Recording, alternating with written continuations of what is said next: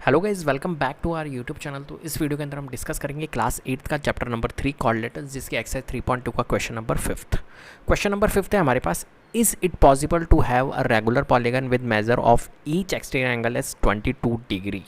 ठीक है। And B part है हमारा, can it be an interior angle of a regular polygon why. तो आपको बताना है कि क्या ये पॉसिबल है कि एक रेगुलर पॉलीगन जो है उसका हर एक एक्सटीरियर एंगल 22 डिग्री है।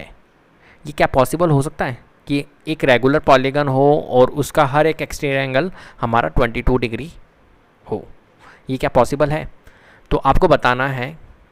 तो किस टाइप से इस क्वेश्चन को आप सॉल्व करेंगे? तो देखिए, यहाँ पर आपको क्या दिया हुआ है, ईच एक्सटीरियर एंगल 22 डिग्री। ठीक है।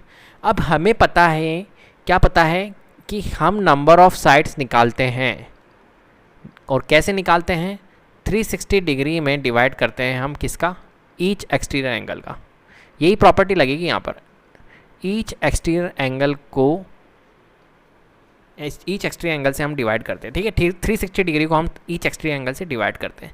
उससे क्या निकलता है? हमारा नंबर ऑफ साइड्स निकलता है। ठीक है। ये आपको पता है, प्रीवियस क्वेश्चन में भी अपन ने ऐसा किया।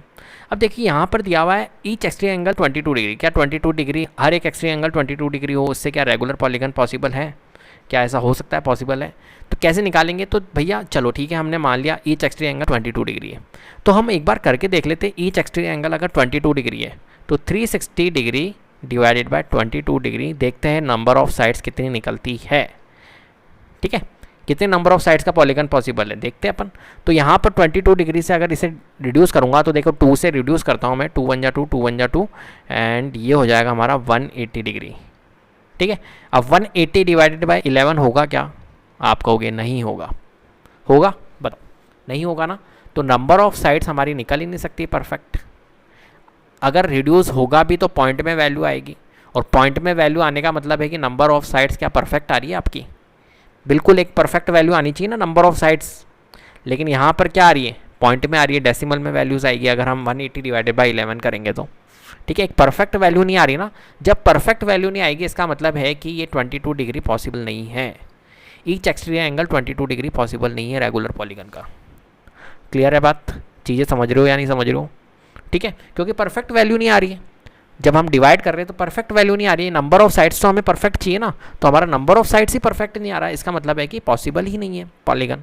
22 डिग्री एक्सटीरियर एंगल हमारा पॉसिबल नहीं है एक रेगुलर पॉलीगन में। क्लियर है? तो क्या लिखोगे आप? ए पार्ट का आंसर नो। क्या लिखोगे? नो। ठीक है। इसका रीज़न भी आप लिख सकते हो, since 22 is not a divisor of 360 degree. Since 22 is not a divisor of 360 degree, क्योंकि पूरा पूरा जाना चाहिए। ठीक है। चलिए बी पार्ट करते हैं। बी पार्ट क्या कह रहा है? Can it be an interior angle of a regular polygon. क्या ये 22 डिग्री इंटीरियर एंगल पॉसिबल है? एक्सटीरियर एंगल की तो बात हो गई कि एक्सटीरियर एंगल पॉसिबल नहीं है 22 डिग्री का किसी रेगुलर पॉलीगन का। लेकिन क्या इंटीरियर एंगल पॉसिबल है 22 डिग्री? तो वो भी चेक कर लेते हैं। तो देखो, इंटीरियर एंगल अगर 22 डिग्री है, अब समझना मेरी बात को, हमारे पास तो फॉर्मूला यही होता है ना, नंबर ऑफ साइड्स और ईच एक्सटीरियर एंगल से हम फाइंड करते हैं। Number of sides is equal to 360 degree divided by each exterior angle. Each exterior angle से हम फाइंड करते हैं। लेकिन यहाँ पर अगर ये इंटीरियर एंगल की बात कर रहा है, सेकेंड वाला पार्ट कह रहा है can it be an interior angle of a regular polygon. क्या ये 22 डिग्री अगर हमारा इंटीरियर एंगल पॉसिबल है? ये आपको कह रहा है कि अगर इंटीरियर एंगल 22 डिग्री पॉसिबल है, तो चलिए ये भी चेक कर लेते हैं। तो मैंने अभी आपको प्रीवियस क्वेश्चन में बताया था, अगर इंटीरियर एंगल 22 डिग्री है तो हम इससे एक्सटीरियर एंगल फाइंड कर सकते हैं। और एक्सटीरियर एंगल क्यों फाइंड कर रहा हूँ? क्योंकि हमारे पास में फॉर्मूला ही एक्सटीरियर एंगल का ही होता है कि जब नंबर ऑफ साइड्स हम कैसे निकाल सकते हैं? 360 divided by each exterior angle से निकाल सकते हैं। तो इंटीरियर एंगल अगर 22 डिग्री है तो एक्सटीरियर एंगल कितना होगा? आप कहोगे 180 में से सर माइनस कर दो 22 डिग्री।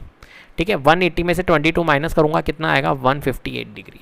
158 ही आएगा। अब देखिए यहाँ पर 158 डिग्री आ गया। अब यहाँ पर 360 में क्या करोगे? डिवाइड करोगे किसका? 158 डिग्री का। ठीक है।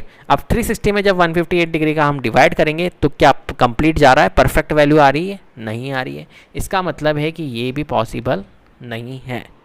तो इसका भी आंसर क्या होगा? हमारा नो होगा। ठीक है। क्या क्यों नो होगा? सिंस, आप पूरा रीज़न लिख सकते हो, since each exterior angle is each exterior angle is 180 degree minus 22 degree is equals to 150 degree from 158 degree, and 158 degree is not, which is not a divisor of 360 degree. इस type से इस question को आपको solve करना है। Clear है बात? कितना आसान क्वेश्चन था, ठीक है। बस आपको इस फॉर्मूले का यूज़ आना चाहिए कि इस फॉर्मूले को देखो कैसे कैसे आप यूज़ कर रहे हो। नंबर ऑफ साइड्स का formula 360 divide by each exterior angle होता है। अब ये वाला जो क्वेश्चन था इसी फॉर्मूले के ऊपर बेस्ड था। अगर आपके पास में ये फॉर्मूला याद नहीं है आपको, तो आप कैसे कर सकते हो इस क्वेश्चन को? नहीं कर सकते हो ना।